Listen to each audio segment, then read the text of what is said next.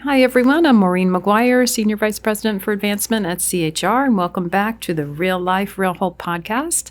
Today, I'm joined by Michael Asinas, who is a licensed clinical social worker and service director at CHR. Thanks for joining us. Thanks for having me, Maureen. You're listening to the Real Life, Real Hope podcast, brought to you by CHR. So today we're going to talk about substance use among teens and young adults, focusing on effective treatment, current trends, and of course the important role of parents and families. Mm-hmm. So, Mike, there's so much to cover on this topic. Sure. Why don't we begin with what are the things parents should be looking for, kind of signs and symptoms of substance use in teens or young adults? I love that question. Thank you. So let me premise this answer by saying that the few bullets that I will hit on are actual, in fact, some normal signs of teenage behavior. A few points to make around substance use with teenagers as far as recognition, signs, how to identify. One, know your teen, know where they're going, know their friends. And what we look for and what we train when we train and talk to folks in the community and parents is really looking for either sudden or drastic changes in behavior. And that can be related to several aspects of their life. It could be more isolation or increase or sudden isolation. It could be a drastic kind of separation or removal, withdrawal from family, interpersonal relationships. And kind of in addition to kind of losing interest as well in their normal pro-social activities, whether it be sports, arts, or anything outside of the realm of home or school, that they might lose interest in and become more isolated, and you might see a little bit of difference in behavior. I think physical appearance is something to check out as well. Spending habits, money spending habits, who are they hanging out with? Do you know their group of friends? So when you look at kind of significant changes in teenage behavior, it can sound like normal teenagers as well, but also can be red flags for substance use behavior as well.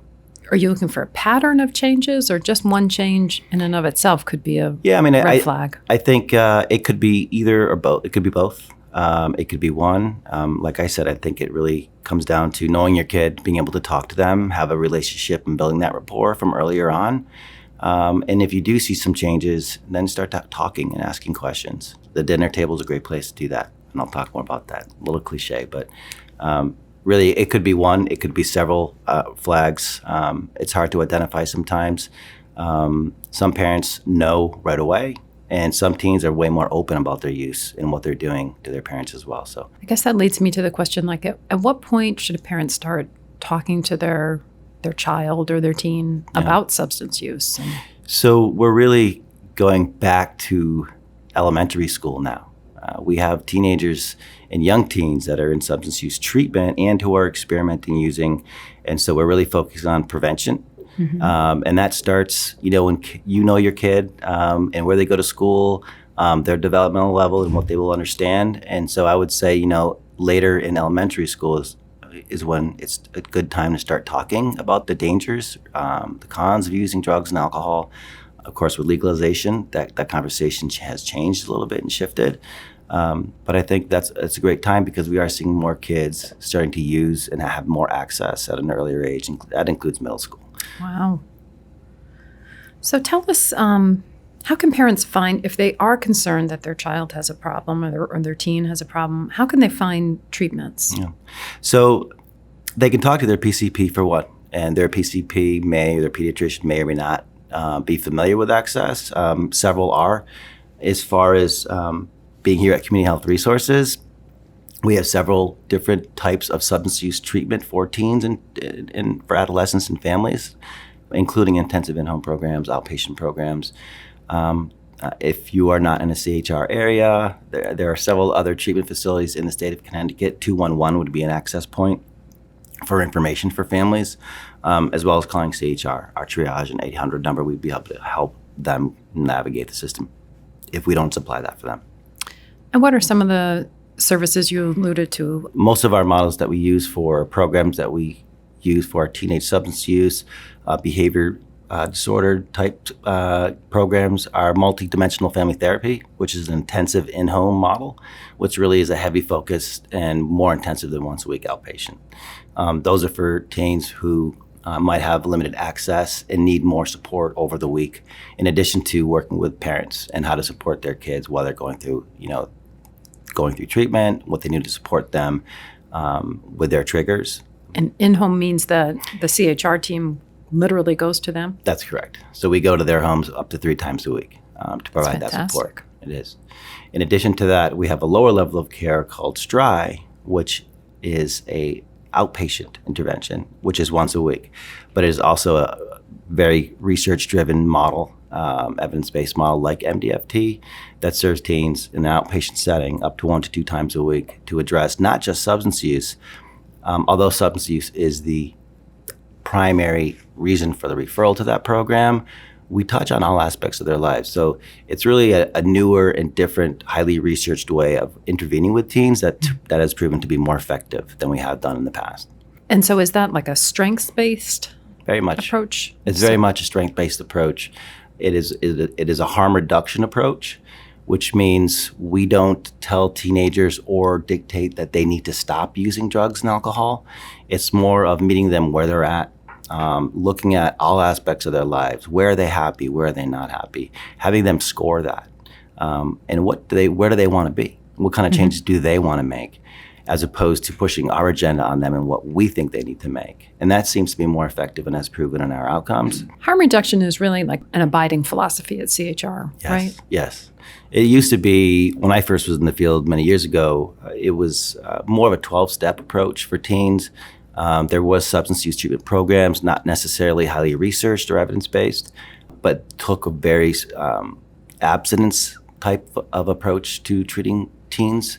That didn't work so well because teens don't like to be told that they can't use a drink or drug for the rest of their life. They don't like to be told what to do. They don't like to be told what to do, period. But when you talk about not having another beer when you're 21, when you're older, not having, to do anything is really difficult for them to swallow and to understand. Their brains aren't fully developed. They're still maturing, and they can make change. So we really focus in on where the problem's at, where does their addiction thrive, what drives that, and help them come to, we come to a medium place with them and find a place where they want to make some change. And then they slowly make those changes. And so the harm reduction approach is, one of the procedures that I enjoy talking about is sobriety sampling. And, for a teenager who might be using daily marijuana, cannabis use, we might say, let's try. Would you want to try to go without using for a day or two? And they often will say, that's no problem. It's a challenge, actually. And they'll come back the next week and say, well, I actually went 5 days. So how's that? Instead of 2. And so they're showing themselves that they can make these changes, very positive, self-gratifying, and they can see the differences. So that's a huge harm reduction approach that works well with teens. Wow. Just curious, you mentioned this before. What's been the impact of the legalization of marijuana on kids in general, teens in general? So there's still a lot of research being done on that. From our experience here in Connecticut, from my personal experience with legalization, that has swept Connecticut, pretty much most of New England, and probably will be federally across the country. It's really access. Access is, if you think back to, accessing alcohol when you're under 21, it's as easy or maybe even easier to access that. And not only is the access easy because of the recreational use of cannabis, but also products are now made from cannabis in almost any form. Several different forms of way of consuming, especially the edible types, the vaping that are used through technology that are hidden in plain sight that parents wouldn't know what it was. And so it makes it a little more hard to pin things down. But the access is definitely there. And then when we're talking about more serious drugs, right, that we're seeing on the streets now, it's, we've talked a lot about the fentanyl increase with our adults in our system, but we also have an increase in fentanyl use for teenagers as well. There is definitely a higher fatality rate. And with fentanyl being on the street now as a synthetic to cut a lot of powder substances that are used on the street, in addition to pills that are also pressed on the street, there's a much higher rate of fatality among teens because of that. It's really frightening. It's frightening. And you often hear about marijuana. Why is marijuana being laced with fentanyl? And in working with, with police officers and state police, it seems to happen on transfer. If there's a drug dealer that is selling fentanyl, heroin, and marijuana out of the same house, there could be a transfer of that substance or powder. You've seen the news articles and on the media that all it takes is just a touch of powder for a child to get into, and it's all over, which is really scary. But it is making its way into the streets, onto marijuana, maybe accidentally or not. But there have been overdoses in that realm, which is pretty scary. It's really scary. I know some research shows that teen drug use has declined, but we're also seeing higher rates of fatality. Right. There's been, as far as nicotine use, is going to be a decline in nicotine use. Cannabis use right now, I think, is kind of depending on where you're looking in what state, there has been a rise in teenage use in cannabis. And as far as illegal drugs or more illicit drugs, hallucinogens they're still out there. They're still being highly used, harder to detect both by parents and by drug screens. We're seeing a lot of changes and shifts in the way the drug market is working and accessibility, which is hard to keep up with, even for the police. Right. So we try to keep up to date, and so we can educate our teens as much as we can and our families. Speaking of families, throughout the continuum of treatment, prevention, talk a little bit about the important role that families play. Yeah. So we don't treat teenagers in a vacuum. We don't treat them alone. They're part of the larger system. They're part of a family, or they're part of a family that's taking care of them. And we try to get families involved in treatment because it's so important to have that support structure within the home in their lives. Without that, I think that some of these treatment programs would be kind of a futile effort. We need our parents and our guardians to help support and have their own objective in treatment to be able to positively reinforce the good things that their kids are doing. Be able to identify and have positive conversations and build a rapport and trust is really important. In some of our treatment, we do family therapy, which really kind of accesses that communication within the family.